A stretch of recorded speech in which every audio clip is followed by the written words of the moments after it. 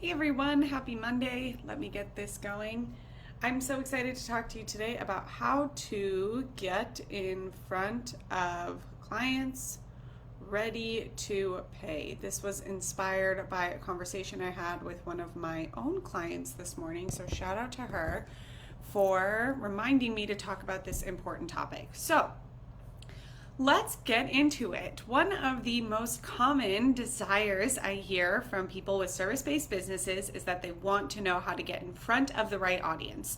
It's a very important and very smart question. You don't want to be wasting your time doing something with people or to people who aren't the right people, who aren't actually the ones that want to buy from you. And that is just a pretty obvious, marketing approach. Get in front of people who are the right fit. Now, what does that actually mean, however? So in my mind, what I think is powerful here is getting in front of people who could benefit from whatever problem you solved being solved for them. So if you want to help, I'm currently going through early motherhood, so this is top of mind for me.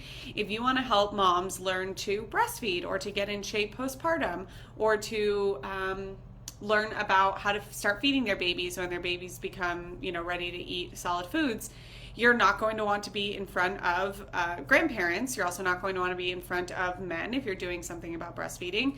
You're also not going to want to be around teenagers, people that aren't yet ready to be parents. For the most part, I'm grossly generalizing this. You're going to want to be in front of moms or women that are becoming moms or women that are planning to become moms. So in those cases, you're looking for the people who have the problem that you can solve, because that is really what they are going to want to, that's what they're going to be thinking about when it comes to whether or not they want to buy from you. Now, here's the mistake that so many entrepreneurs make, especially those in service-based businesses. They take this a step further and they think, how do I get in front of people who has the problem I can solve and who can afford my service and who can afford to have that problem solved? I have heard time and time again, even from some of my own clients, say that they want to do what it takes and they want to do the work to marketing themselves in front of people who have money or who can afford them or for whom money is no object, because they think that that will make people more likely to say yes to them, and they won't come up against this very common objection of someone not being able to afford whatever it is that you offer. So it makes perfectly good sense. You don't want to market something to someone who can't afford it, who's not willing to pay for it. It sounds perfect to market only to people who have plenty of money and who are ready to pay because they already have plenty of money. So what difference does it make to them? This is a huge mistake. This will cost you more money than it will get you always. So let's break this down a little bit.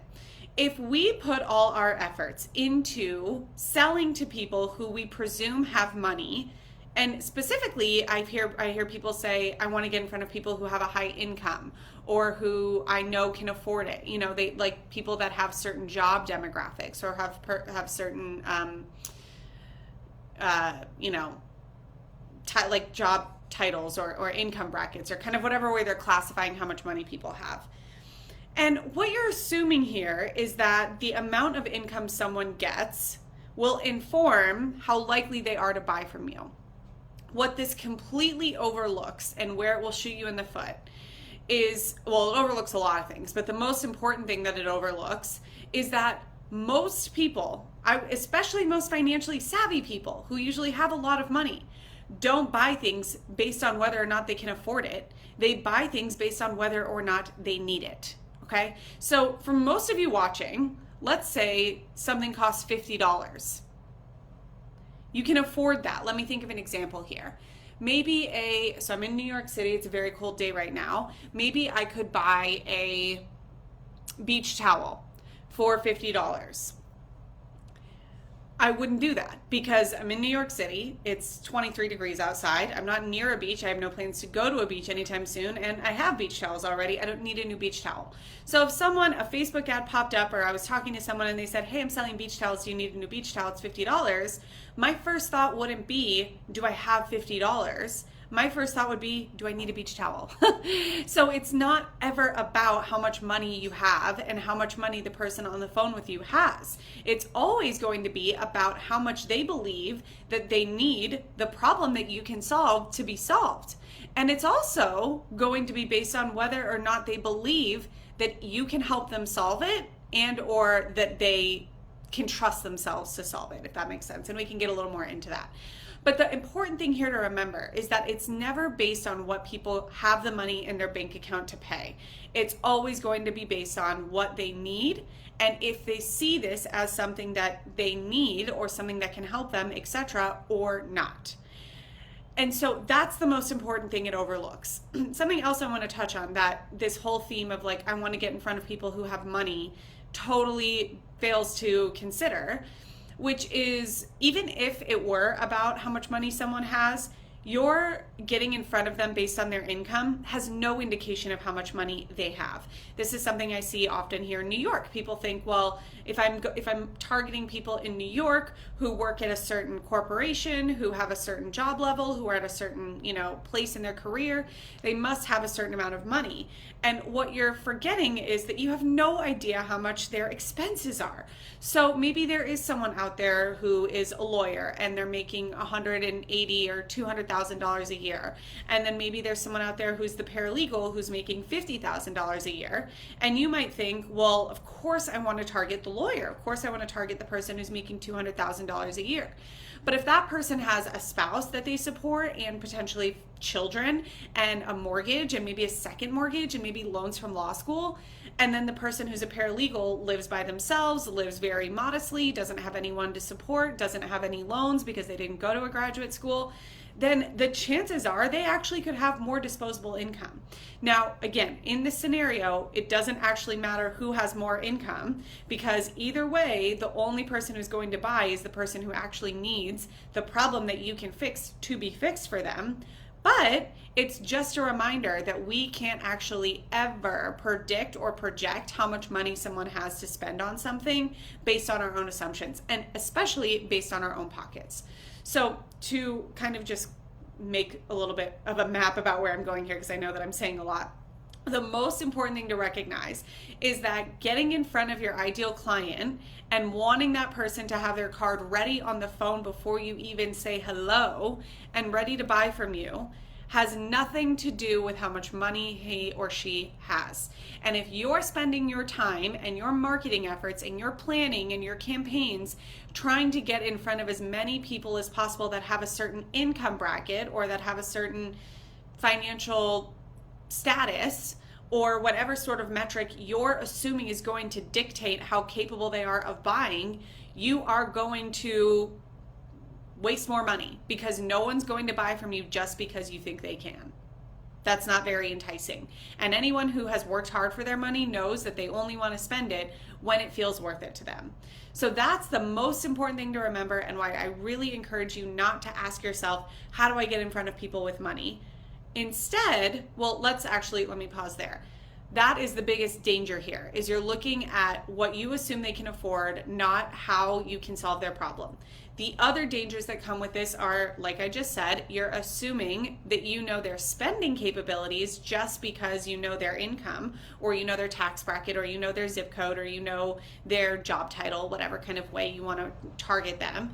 And then the second is that you are assuming that you know how much they can spend, even though you don't. You don't actually know how much they can spend. You don't know how much income they actually have that's available. Their money could be tied up in other places. There's so many other things that could be happening that discount you from knowing actually how much they could spend.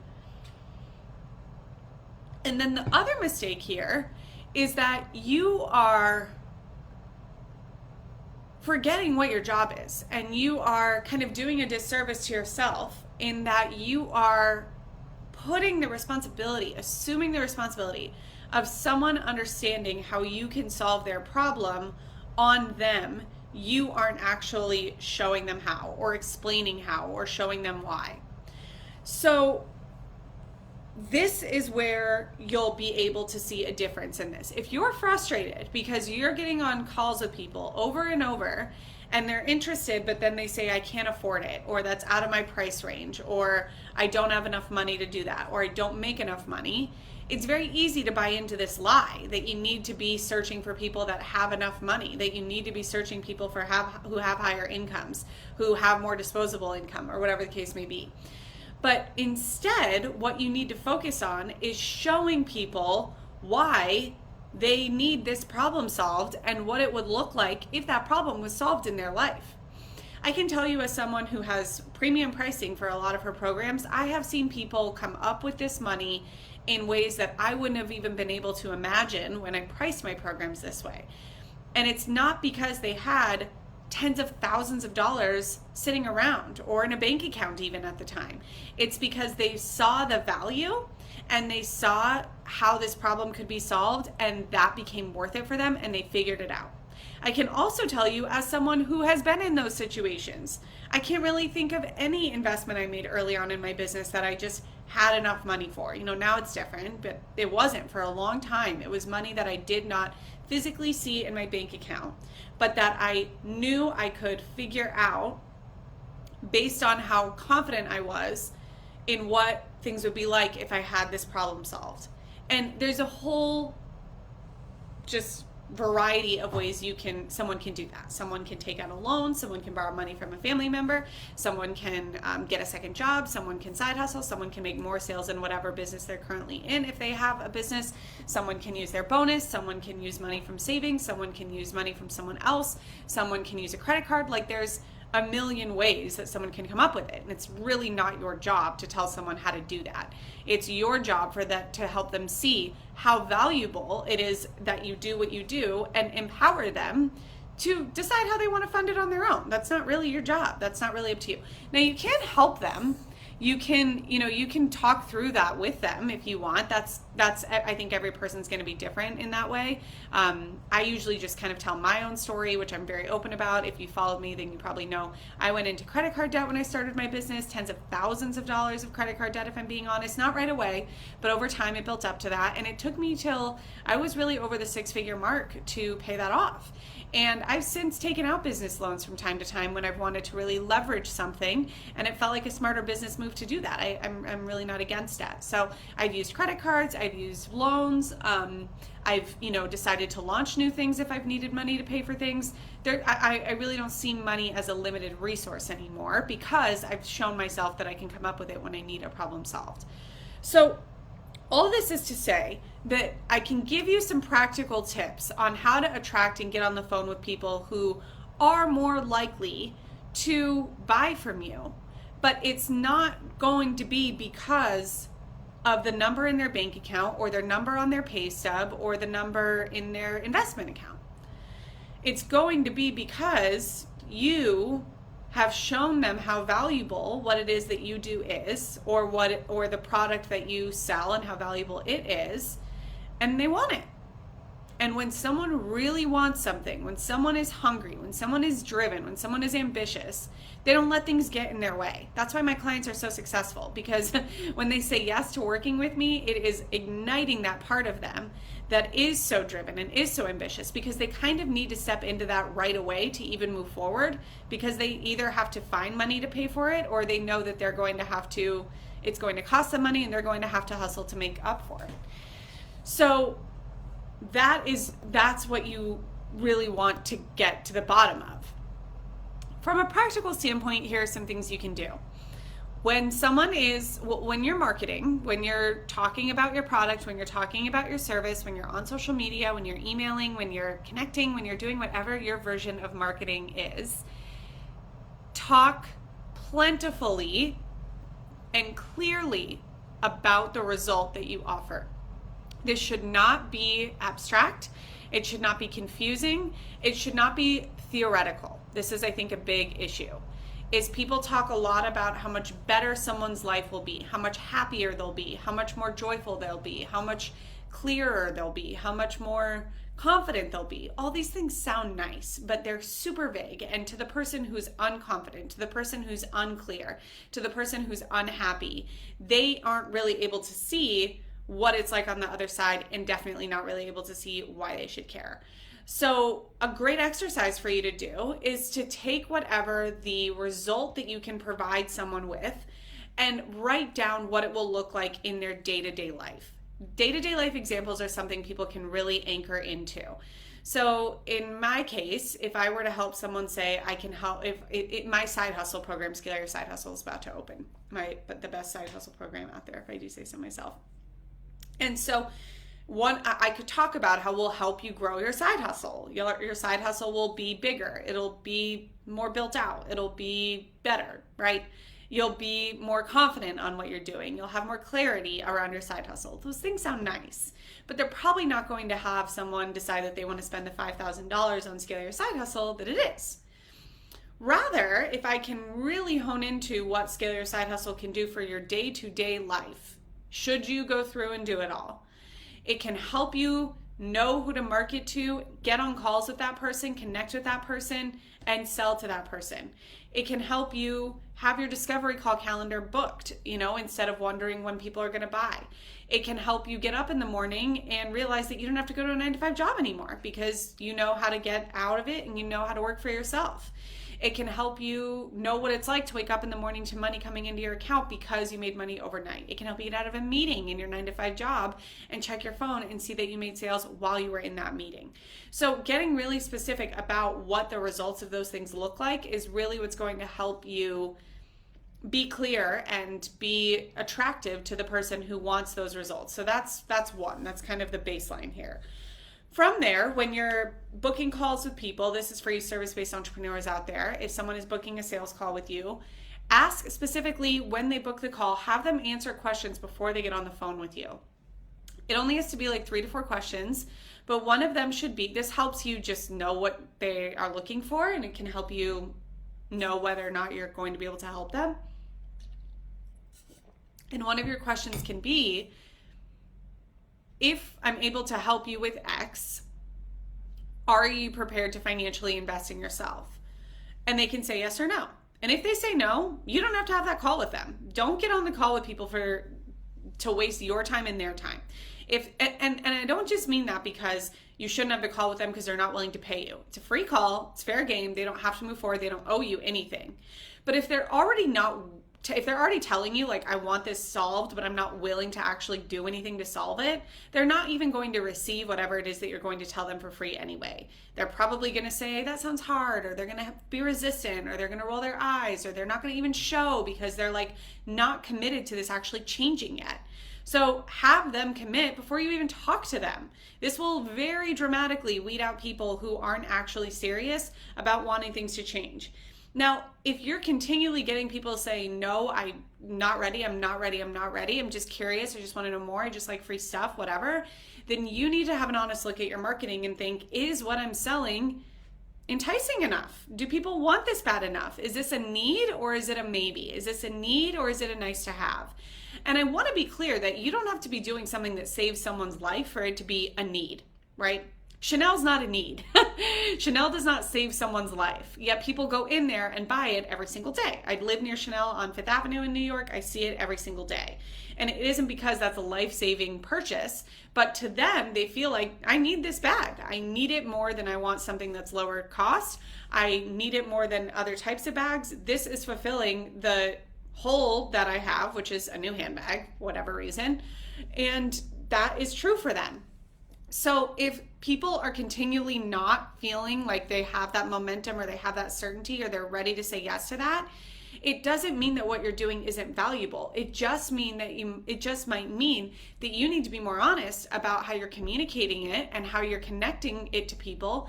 And if they're really able to see that this is something that they're willing to say yes to and willing to invest in, and not just their time, not just their money, but their time as well. So having those layers, the beginning, the visibility, connecting with people about what it is that this does and how it can help them in their day-to-day life. And then from there, talking them through whether or not, and only talking to them if they're actually ready to make that change in their life. And then once you're on the call, helping them get really clear about what the result looks like for them in the context of themselves and in the context of their life.